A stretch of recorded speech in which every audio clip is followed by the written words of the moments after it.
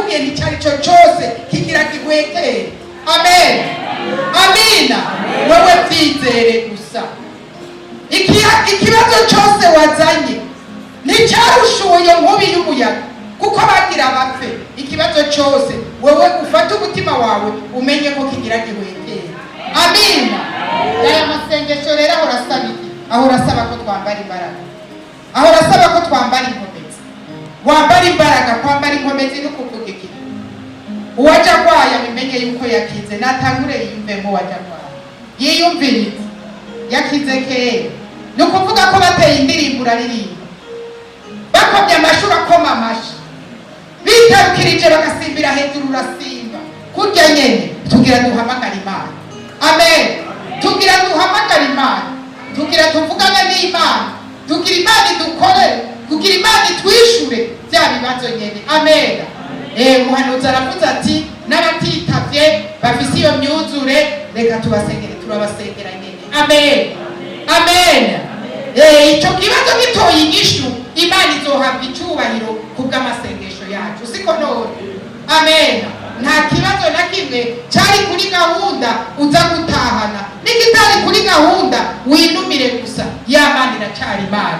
Abaririmbyi mudufashe ubu rero tugira tuje mu masengesho yezina kugira ngo duhamagare Imana, kugira ngo dushiremo ingufu zacu duhamagare iyo Mana nyene. Turazi kwitwitaba. Abaririmbyi munyarutse, ndakundi yo munyarukije nk'abasirikare ba Kristo.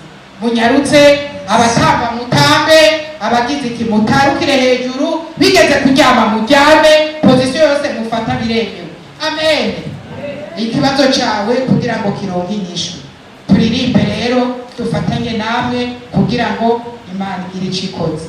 Amen. Haleluya. Tubasabe mu byubahiro byanyu Imana yabahaye, mubyaguruke dutambire Imana, mudutize amashyi.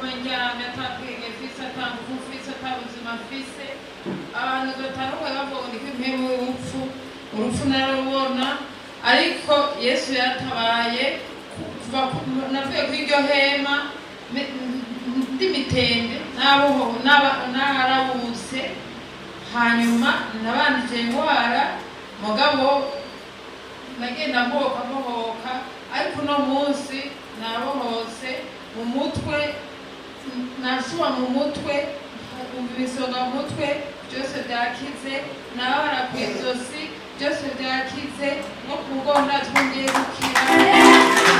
Amen, amen.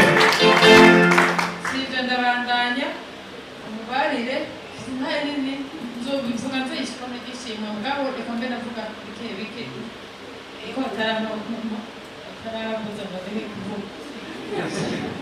Rero sivyo gusa ibigerageza byanje byari bikomeye, nafise umwana arameze neza, yagiye ibintu bitameze neza mu rugo, jewe abakozi b'Imana bagiye baransengera bambariye ko umwana agiye kubohoka, hanyuma jewe nagize ingorane ku buryo mva mu rugo ngahunga, ariko ndazi ko ngiye gusubira mu rugo kubera ingorane z'amagara n'ikirere cyane mu rugo kitari kimeze neza, ibindi nzobandanya nshinga nta Yesu nashimwe. Amen.